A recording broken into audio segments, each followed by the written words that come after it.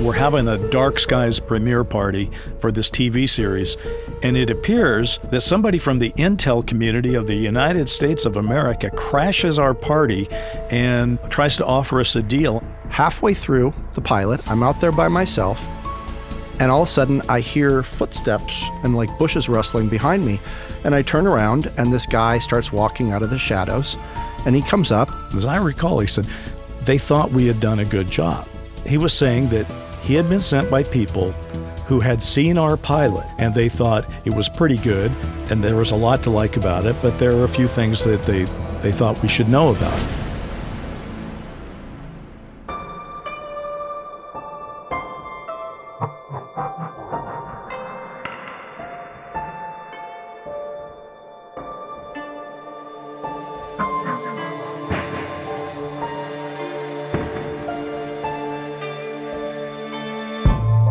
I'm Bryce Zabel. Have you ever wondered if there's a secret connection between UFOs and Hollywood and even, sometimes, a real man in black? I'm Brent Friedman, and I have definitely wondered that. For about 30 years now, that question has haunted me. Hollywood loves aliens. They've been making movies about ET forever. And we'll be taking a look at all those movies on Sound, Light, and Frequency, going back to the very beginning, but also going into the future, and even talking about some films and TV series that aren't even on yet. I know you're probably wondering, why are these two guys qualified to tell this story? Well, we're both Hollywood insiders with lots of credits. I'm a writer-producer who's worked in film, TV, and games. I'm a world builder. I've worked on some really big franchises, from Star Wars to Star Trek, from Halo to Call of Duty. Bryce? I started out in TV news, came to Los Angeles as the first CNN correspondent. I eventually started writing screenplays, ended up creating 5 primetime TV series, wrote some movies, won a Writers Guild Award, got to hang out with some fabulous people like Stan Lee and Steven Spielberg and a lot of others. And the strangest thing was I became CEO of the Television Academy during 9/11. The one thing I'll say is, through it all, I always kept thinking about UFOs and the phenomena. Well, and Bryce, I think we can both agree that our most important credit is Dark Skies, the alien invasion series that we co-created for NBC. What a time. It was supposed to be a TV series about an alien invasion, which it was, and it was very good at that. But so many things happened during that time that were outside of the series itself that when I look back on it, I think it changed how we even look at reality.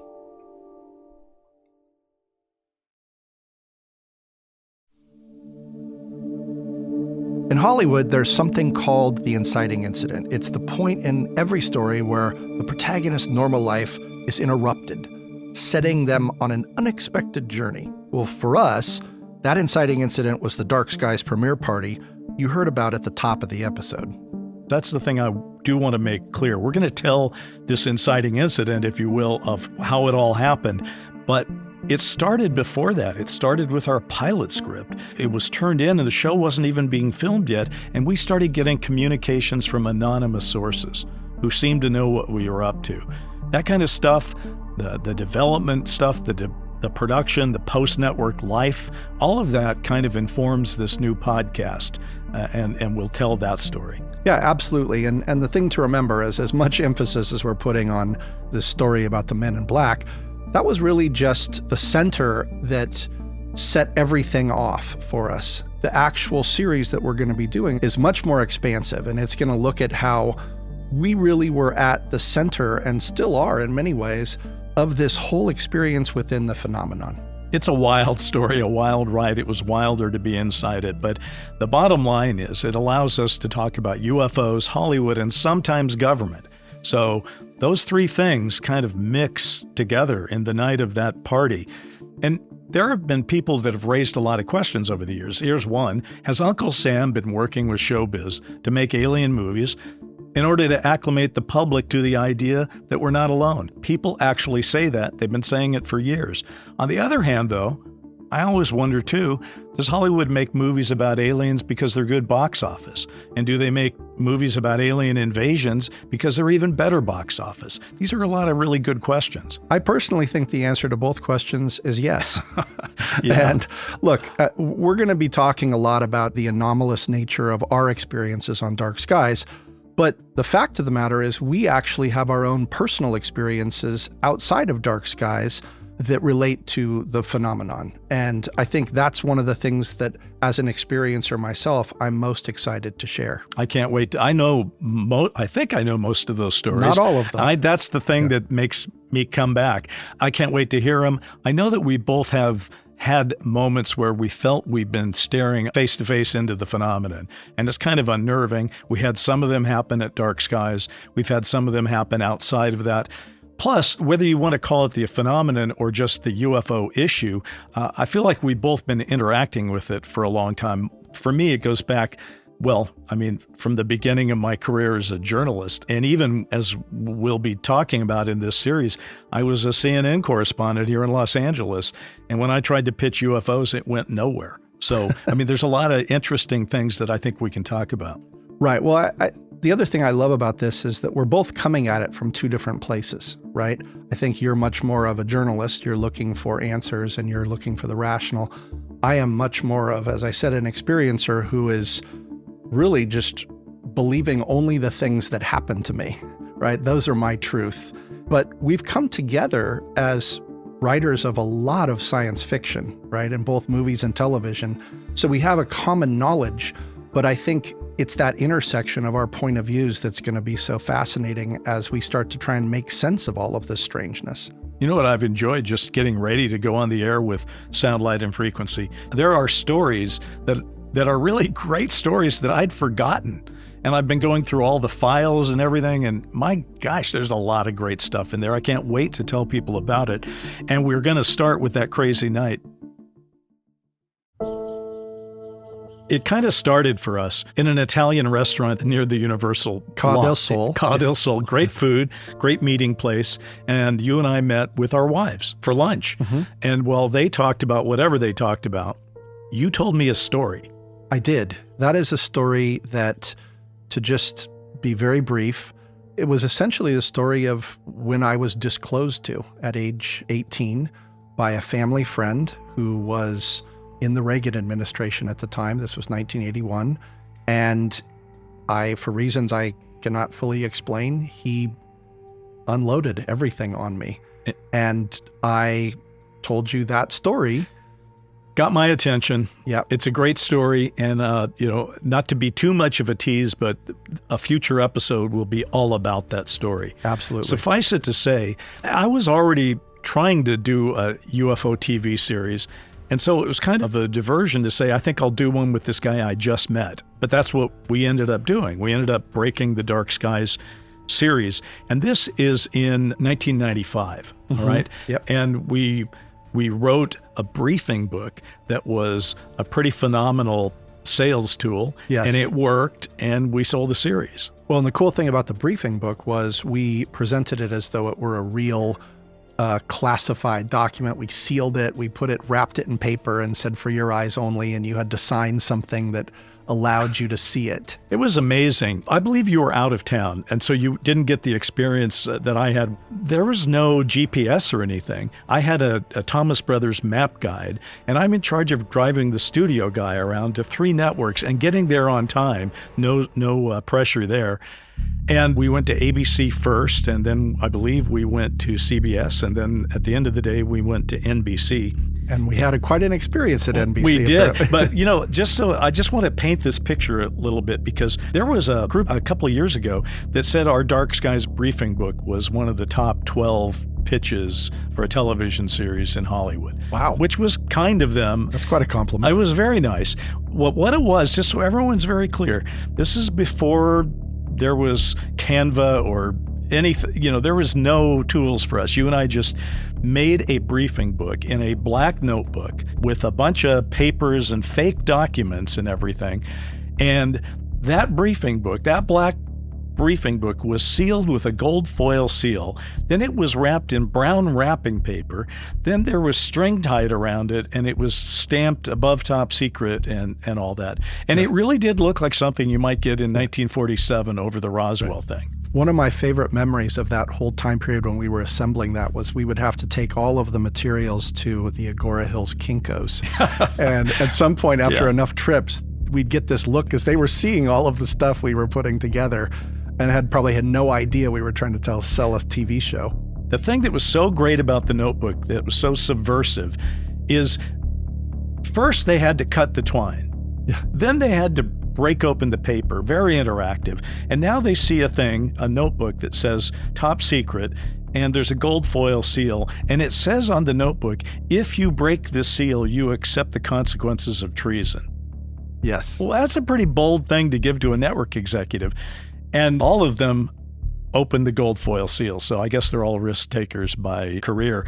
Anyway, so we ended up pitching it all three. Ultimately, we had CBS and NBC both wanting the show, but we pitched to Don Ohlmeyer, who was the top guy at NBC, ahead of Warren Littlefield, who everybody remembers. We pitched in his office, and for reasons that I still don't comprehend, Jeff Sagansky, who was the head of the Columbia TV studio at the time, he said, "You can't buy it in the office." So I was like, okay, well, whatever. So we pitch it, we leave this document, we leave. I'm going into the parking lot with Jeff. And you know what people do in parking lots, they go, well, I don't know. Do you think it was any good? I don't know if he understood it, and you're just sort of doing the postmortem. Yeah. The postmortem. Yeah. And Don Ohlmeyer comes out onto his veranda on the second story. He had the premier office, and he comes out on his veranda. He sees us in the parking lot, and he shouts at us, "Can I buy it in the parking lot?" And so that's how the show got started. And it was a long development, just so everyone understands. First, there was the pilot that we had to write. 2-hour pilot. A 2-hour pilot. And then we had to shoot the 2-hour pilot. Mm-hmm. That was NBC already on board with that when they made it. But then they had to decide if they were going to order episodes. Yeah, so they tested the pilot. People liked it, apparently. Enough for them to order some episodes. So we were working on Dark Skies for the better part of 3 years by the time it's all over. Yeah, wow. I mean, it's astonishing now, but that's from our original inception through the sad day when the show was canceled and we had to get rid of all the sets on that day. That was a tough from day. lunch to cancellation. 3 years. Yeah. Crazy. Now, let's get moving forward. In the summer of 1996, we were going to be on television, on NBC, on Saturday nights for what they would call the Trilogy. What were the series again? We were 8 o'clock. Then it was Profiler. The Profiler. No, The Pretender. The Pretender, and then 9. The Profiler. Right. Yes. And so NBC was like, okay, we'll get them in with Dark Skies and they'll stick around. So because Dark Skies had to open up that night, NBC was all about, let's sell this thing. So it was a wild time in the middle of the summer of 96 because just so everyone understands, Independence Day, the movie, came out on July 2nd of that year. Yeah. And a couple of days later, Time Magazine had a cover article about aliens have landed, sci-fi makes a comeback, where they were talking about X-Files and Independence Day and Dark Skies. And I talked to a guy for like 2 hours from Time Magazine, and I got one tiny little quote. You want to know what it was? Yeah, what was the quote? Okay. This is my quote. This is the entire state of what represented my thinking to the nation of America. I said, "We know we've been lied to," says Bryce Zabel, Dark Skies co-creator, "about Vietnam, Watergate, Iran-Contra." That's it. That was me. That's it? That's it. That's all I said. A whole hour of conversation to still down to. So that's anyway, so things are crazy, right? And I remember vividly how there was an alien flag design, which people can see on our website. Yeah, fantastic. It's a American flag with an alien looking between the stars and the stripes. Right. Right? And it was done by a wonderful graphic artist, Alicia Fernandez, and it was all over hundreds of LA buses. Yeah. Billboards, magazines. You couldn't go anywhere without seeing it. I loved the tagline. In 1947, America was invaded. They never left. I love that. Yeah. And by the way, you and I didn't even come up with that, I don't think. I think that was the NBC promo department, which at that time was vaunted as being an irresistible force. Yes. If NBC was marketing it, watch out. Yeah. And so they did a whole selection of promos. I remember specifically when you're talking about this marketing blitz, I was at the beach in Santa Monica and everyone started pointing up in the sky and there was a plane carrying or pulling a Dark Skies banner, I think it was the weekend that it was premiering or something. And I just thought, wow. Those are heady days. Yeah, I have arrived. Yeah, it was so cool. This was your first TV series. Yes. I'd been on a number of series and even created some, but I never had that. I never had that kind of treatment. And listen, we'll go into more of the details as time goes on in these podcasts, going into the future episodes. But what I think was important about what we just said was to paint a picture that this was a big deal. Yeah. It was a big deal to the network. Therefore, it was a big deal in television. And it was also a big deal, apparently, in that the media had said aliens are the thing. Yes. We were part of that wave. Yes. So to put in context what we're having happen now so that you can really appreciate the story we're about to tell you is the show was going to air on September 21st, 1996, which was a Saturday night. And we were going to have a party. And we were going to have television sets everywhere. And people were going to get a chance to watch this. And this party was going to happen at my house, which was pretty crazy. And we invited roughly 200 people to that party. Yeah, it was cast, crew, it was executives from NBC, from Sony. Yeah, there was a lot of people there. And we did this really cool thing where we wanted to give everyone kind of a party memento. And so, in our show, the characters were set inside Majestic 12, which was, we can go into that. That's a whole deep dive into kind of a secret government agency that was set on focusing on UFOs. What we decided to do was give everyone a badge. So when they came in the door, they had their photo taken. We got a little kind of black and white Polaroid, and we made a Majestic 12 badge for them that gave them access to the party. And everyone was wearing these with lanyards all around the party. There's a very specific and interesting detail that'll come back later. Yeah, listen, I guarantee you that if there are people who attended that party who got a Majestic 12 badge, I can't imagine more than a handful got rid of them. It's just too cool. Your photo's on it. It says you're part of a... I've lost mine. Have you really? I have, yeah. Oh my God, I'm making you a new one. I don't care what the cost is. So I guess the thing I just want to make clear is that this was going to be a good party. I mean, everybody had their Majestic badges. We had, I believe, 3 different televisions outside for people to watch and multiple televisions inside the house. We had good food. And at 10 o'clock when the show was over, we were going to have a Beatles tribute band play in the backyard. Right. Because I think our 4th episode was called Dark Days Night. And we knew these Beatles guys from, they did the show for us. So it was a good party. Yeah. Really good party. All right. Enough foreplay. Enough foreplay. Let's get right to the story. And since it began with you, kick it off. Okay. All right. So we've set up that it's a pretty good party, but I've got a lot of pressure on me, Brent, because not only are these people, all people that you and I know, but some of them are pretty major guys. I mean, and women who were executives at the studio, which was Columbia TV. And the network. And the network, which was NBC, plus directors that had worked for us. Yeah. And there were just a lot of important people there. And so I had 200 of these people in my house. And I'm also trying to throw the party, and I don't want the electrical grid to fall apart while I've got 3 TVs. And I'm dealing with things like, the 3 TVs are out of sync in their audio, and people are asking me questions about that. And at the same time, someone's tugging on my shoulder going, there's no hors d'oeuvres or anything. And I'm just, I'm on overload. Yes. And one of our producers, Brad Markowitz, comes up to me during this time where it's so hectic and we're all waiting to go on. And Brad says, there's this guy I think you need to talk to. And I'm like, okay, who is he? Yeah, he's over here. Let me get him. And he brings this guy over. And that's where you are so right. This guy does not have a Majestic badge on. He doesn't have one. Everyone else has one, but he doesn't have one. He's about 30 years old by my estimation, looked kind of preppy or whatever. Seems to my memory, you may have a different memory, but I think he had some kind of blazer and khaki slacks on. He looked like he was lean and young and whatever. And let me put it this way, folks. Memory is a funny thing. 30 years later, some of the details slip, but I just remember him being introduced or introducing himself and saying that he had come just to congratulate us. As I recall, he said, they thought we had done a good job. I'm like, well, what are you talking about? They, and who are you, by the way? And this gentleman said his name was JC, or call me JC. I don't know if that was his name, but he said, call me JC.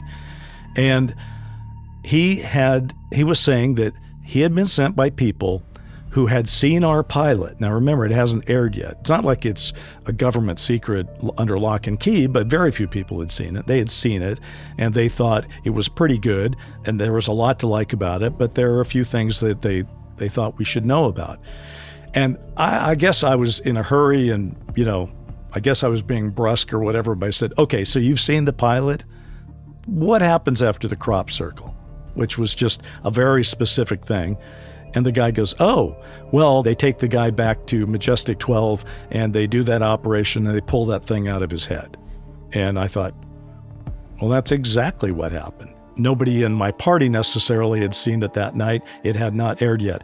Now, I want to throw this over to you because I didn't talk to him much longer because, again, people were tugging on my shirt and saying, you got to go put this fire out here, or you got to go talk. And I just, frankly, Brent, I invited him to leave the party. I said, I don't know who you are, and I have other things on my mind, and I'm not sure why you're here, and I think you should probably go. And then I left, and I assumed he had too, but you know differently. Well, so now to set the stage, that was before the show aired. Before the show aired. Okay, so now fast forward to about an hour into the 2-hour pilot. So, Bryce is glad-handing and whatnot. Remember, I'm the noob. I don't even remember what my title was, but I was not. You were supervising producer. You weren't that much of a noob. Right. Yeah. I was a noob to like this level of the industry. And one of the things that I remember was I had never been through a post-production process where I had to watch a cut of this pilot probably over 100 times as we went through cut after cut and then mixing and then testing and all this other. So by the time it aired, the last thing I wanted to do was sit and watch it again. What I became very interested in was watching people's reactions to it, especially in the back half, because there was some really scary stuff. And so I decided, well, I'm going to break away from the party and go out to the backyard and find a kind of a vantage point where I'm just by myself and just watching people watch it. So again, halfway through the pilot, I'm out there by myself, and all of a sudden I hear footsteps and like bushes rustling behind me. And I turn around and this guy starts walking out of the shadows, and he comes up, and as Bryce described him, 30-something, I would say he was like a cross between military and fraternity. Right? Not super handsome, but really kind of agreeable, and he didn't seem threatening at all. He had a navy blue blazer on with a white shirt and pressed jeans and black shoes and respectfully dressed. You see what dressed. we've done already? We've undercut our own story. I'm going with khakis and you're going with pressed jeans. Right. All right, continue. Okay. So what happens is I'm standing there, this guy comes out, and the first thing I notice is he has no Majestic badge on, right? Because I don't know who this person is, and I'm counting on that badge to give me a name so that I don't look like the noob that I know I am. But he has no badge. So I go, hey, how's it going? And he goes, well, you must be really proud. And I'm thinking, oh, well, yeah, I mean, this is my first show. Yeah. I got to tell you, you got a lot right.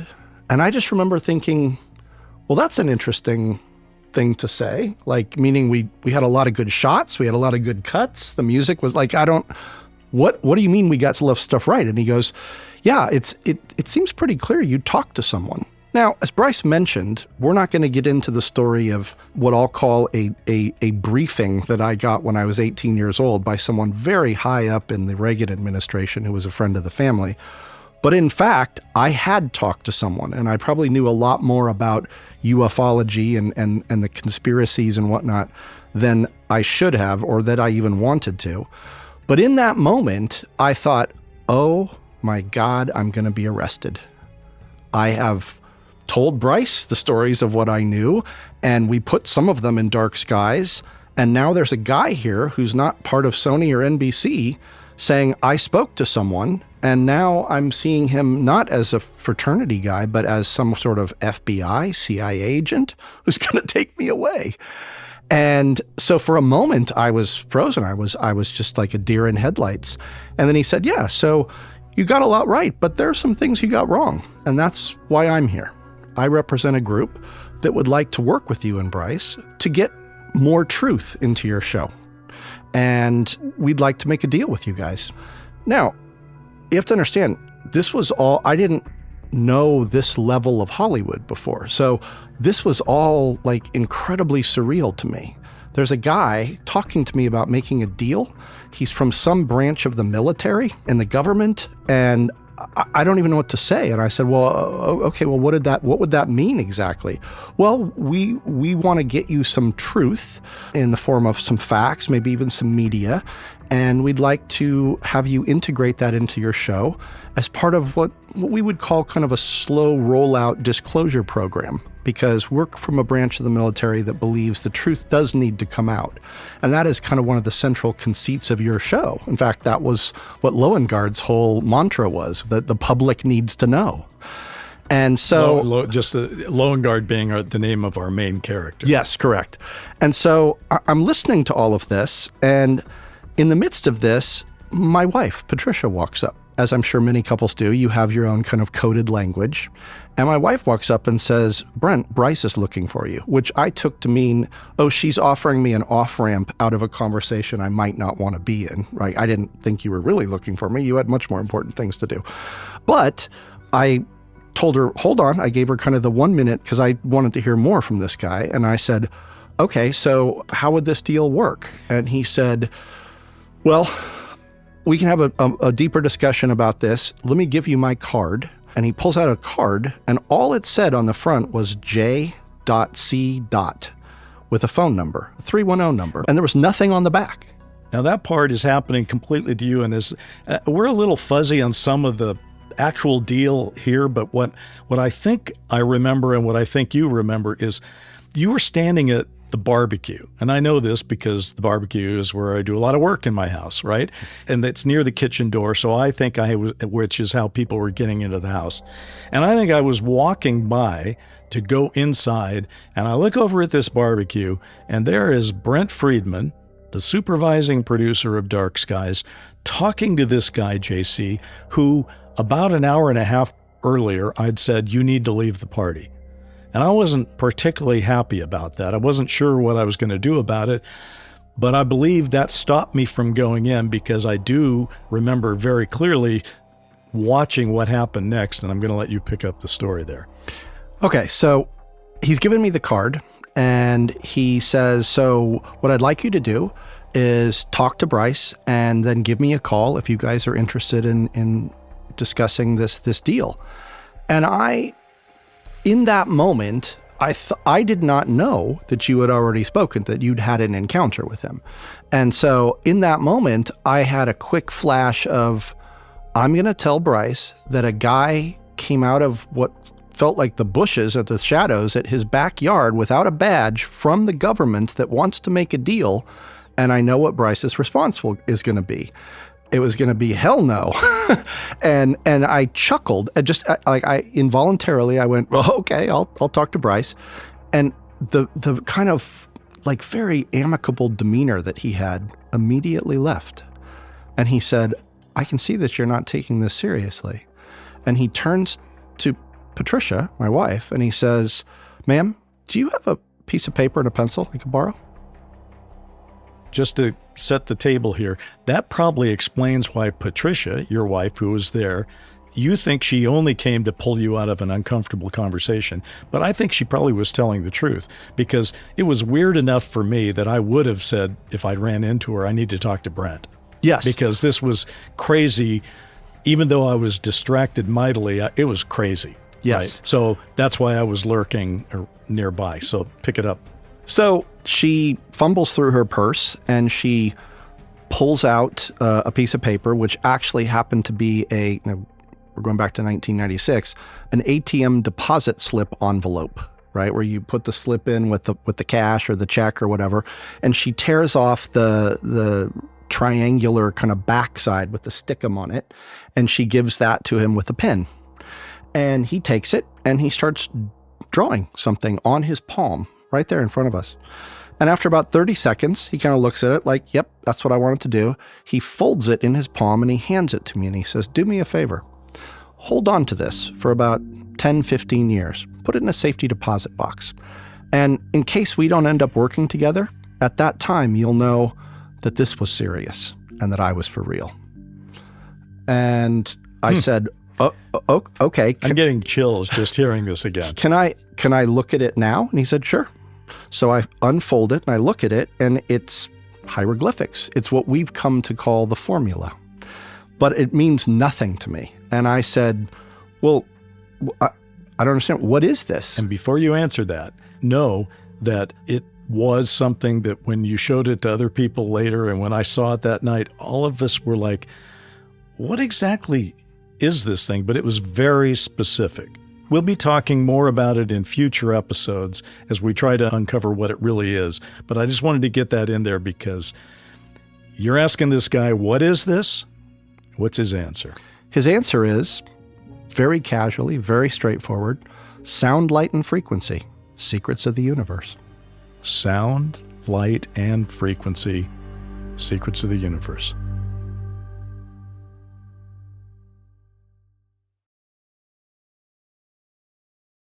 All right, we're back. And Brent, I have to say, I loved the mic drop moment of sound, light, and frequency. And I have to tell you, part of me just wanted to end the podcast right there and go away for a week and come back because I don't know if we can do anything that makes it better, but it raised so many questions. It does. And I think we're obligated at this point to answer, or at least try and answer some of those questions. And I think the first one is, why?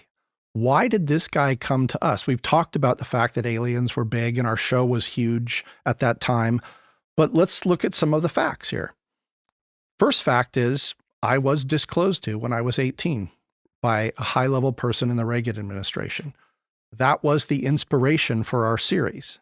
And while we didn't take anything specifically from that conversation, we did lean into the idea that there had been a cover-up going on for a long time, right? Number two, the fact that there was obviously some sort of secret government agencies working behind the scenes. Those were pillars for us in terms of what the Dark Skies show was. Let's look at another interesting fact. When we sold Dark Skies, we sold it with this concept that it was the truth under the veil of fiction. And even in our Dark Skies notebook, in our briefing book, we had a letter from John Loengard, the character, saying that he was trying to tell the story under the veil of fiction. Well, that was what JC wanted to do. Right. He wanted us to use Dark Skies as the fiction to pump in his truth. Is that a coincidence? Well, let me just point out to anybody, if you go to our website, soundlightfrequency.com, you can read that so famous Loengard letter, and you can see, I believe the phrase he uses in the letter is, quote, cover of fiction. Yes. Which I like. A couple of quick thoughts on why us, why then, and it goes back to that context issue. For better or worse, it's not like we set out to do it, but we suddenly had an extremely high-profile show.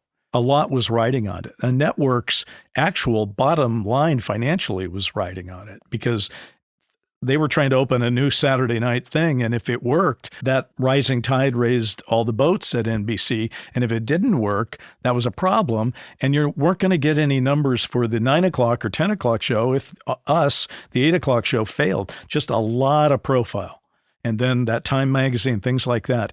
And I had just come off making a movie for the Sci-Fi Channel, which was very high profile for them. It was their first one, and it was all about ufology and abductions. Official denial. Yeah, official denial, crash. And we'll more on that later, but there was a certain visibility at that time. So when you were telling me your story about the briefing you had, I was telling you the experience with making this movie. And then, and again, this will come up in a later episode in detail, and you'll be able to see it, but in the summer of 95, this is a year before the show. A year before the show, I got a postcard at my house with a 1962 book, sci-fi book called The Flying Eyes on the outside of it. And it was typed in a dark typewriter ribbon on the other side. And its message was, "We are watching you." And it freaked me out. As you remember, I came to you in that summer and said, "Who wrote this?" Yeah. Did you? I think you thought I thought did it. you did it. Yeah. I thought, I mean, this is kind of funny and I appreciate it, as a piece of humor, but what's going on here? And then so we'll be talking about that later. But the point is, we were high profile. There was reason to come to us. But I want to take it one other level, though. Those are the reasons why somebody might be interested in the show, just because it is a delivery vehicle. Yeah. But there's a whole other level to this, Brent, that has me thinking, which is, okay, what would be, since this guy, JC, had seen dark skies before most people had. Right. And saw our Bible too. And seen our Bible, and read the script. And said we got a lot right. Had actually said that he had read some of our scripts that had not even been shot yet. I mean, this guy that seemed deeply briefed in, not through no intent on our own. Right. This guy knew all this stuff. So I asked myself a different question. And that is, what was it that was in the Dark Skies pilot, which is what he had seen, that would cause anybody in the intelligence community of the U.S. government to say, these guys would be a good delivery system for us? Right. What did we have that they thought we got right?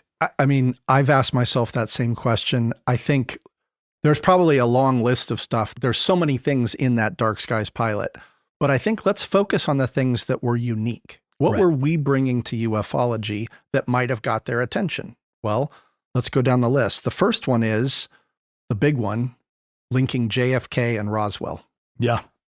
And I think, you had this great idea right out of the gate. Let's take the two biggest conspiracies and put them in an atom collider and see what happens, and allow us to create kind of the unified field theory of not just ufology, but conspiracies. And that was our big idea. The strangest thing, though, is that since then, what we felt was a big, high concept fictional idea has actually gained traction within the UFO community. And a lot of people believe it's true. It's amazing. And of course, you can read all about it on the internet now. But when we were coming up with the atom collider theory of conspiracy, there was no real internet to tell us any of that stuff. So we just made this stuff up. And now, of course, certain documents are being looked at, and certain ideas that John Kennedy, for example, going back to the post-war period, was in the Navy. The guys that said they came to us were from the Office of Naval Intelligence, supposedly. The man that gave you your briefing at the age of 18 was Secretary of the Navy. So there's a strong Navy thing. And one of the things they did tell us, I remember, was that was something they thought we got very right. Yes. That it was the Navy. And everybody always thinks it's the Air Force because they're unidentified flying objects. Right. So now let's go to another thing.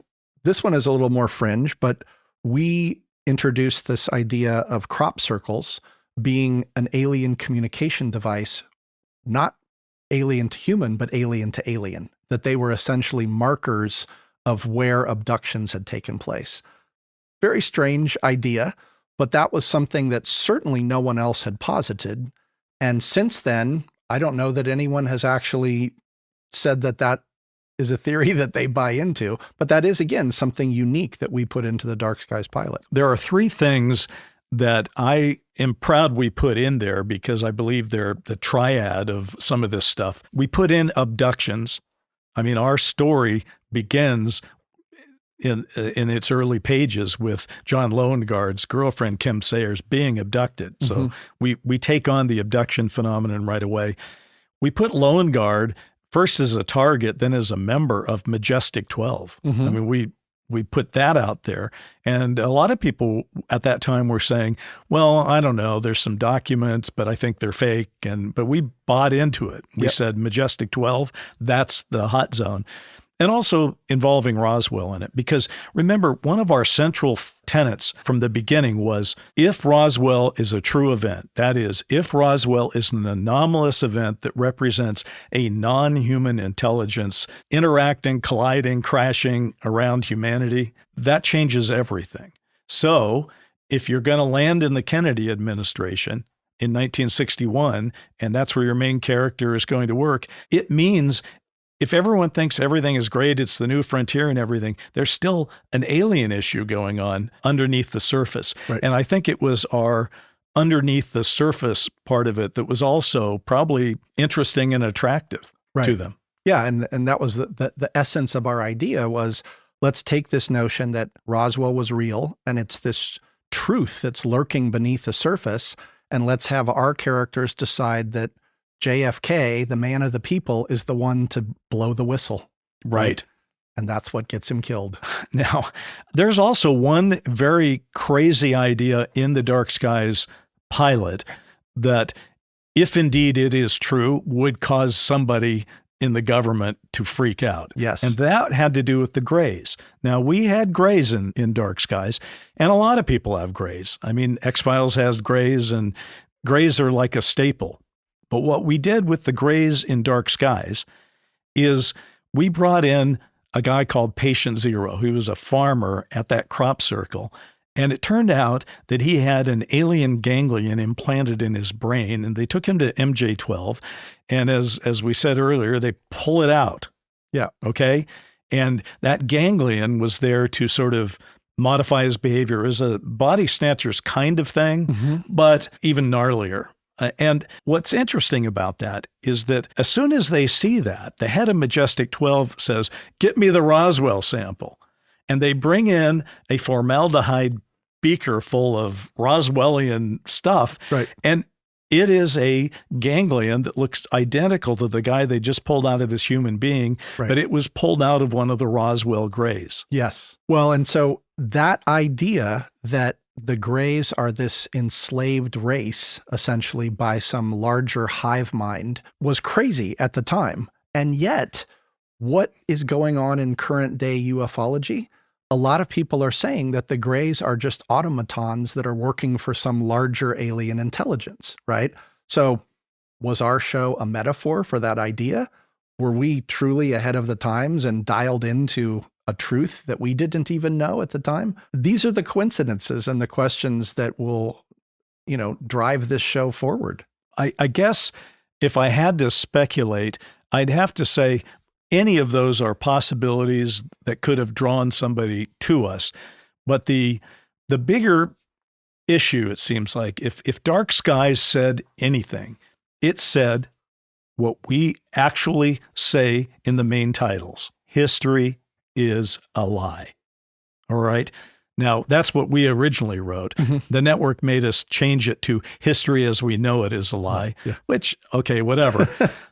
But I think that is the subversive bit of Dark Skies that just could get in somebody's mind and make them say, these guys are telling a pretty interesting story. Yeah. Because we weren't saying ancient aliens history, although we did say that. We were saying current, modern American history is a lie. Yeah. And there was one review that came out for the show. I wish I could remember who actually wrote these words, but they called it the most subversive show on television, which I actually take as a badge of honor. Yeah, but that may be why they thought it was so interesting, because if in fact they were working behind the scenes or under the reality that we face, and they realized history was a lie and we were saying it every week, well, that would get their attention. Let's just put this party crasher thing in final context. Yeah, let's do it. I think over the years, both of us, have talked about this ad nauseum. Now we're talking about it in public, but there are a number of questions that keep coming up. And the first one I think we have to ask is this deal that JC proposed. He said it was for disclosure. It was for this honorable, let's get the truth out to the people. But I don't think that we can discount the idea that maybe it was all part of a disinformation campaign. I've never discounted that because my first take was that's what it was.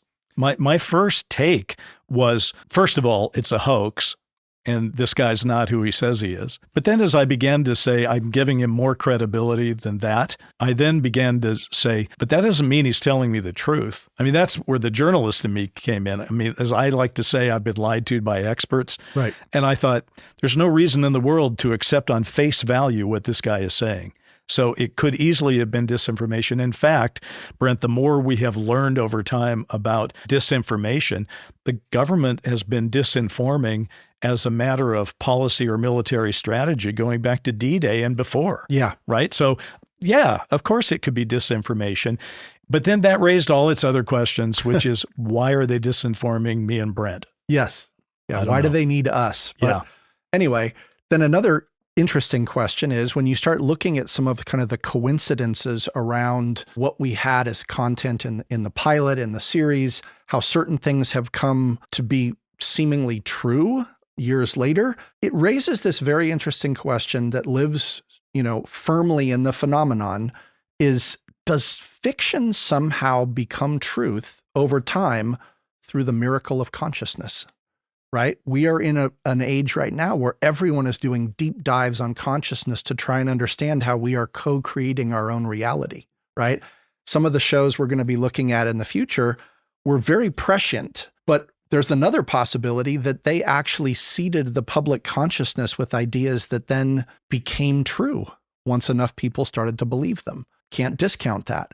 The last thing I want to go into is, as we mentioned earlier, we can't have been the only ones in Hollywood to have been offered such a deal. It raises the question, who else was visited by a man in black and offered us what JC did? And by the way, Brent, even as we talk about this, we're not actually telling anyone at this point what our response was to this offer. That's true. That's part of the story. And again, we're not trying to be coy or overhype it or anything, but we sort of want people to go on the same journey that we went on so that they can understand what we're thinking when certain details are coming out. And your point about the deal is well taken. I guess I'm thrilled that they came to me. Maybe I am, but it certainly doesn't mean other people might not have been approached. And in fact, as you and I have dug deeper into this over time, we keep running across cooperation between the military and certain movies and certain directors. Yes.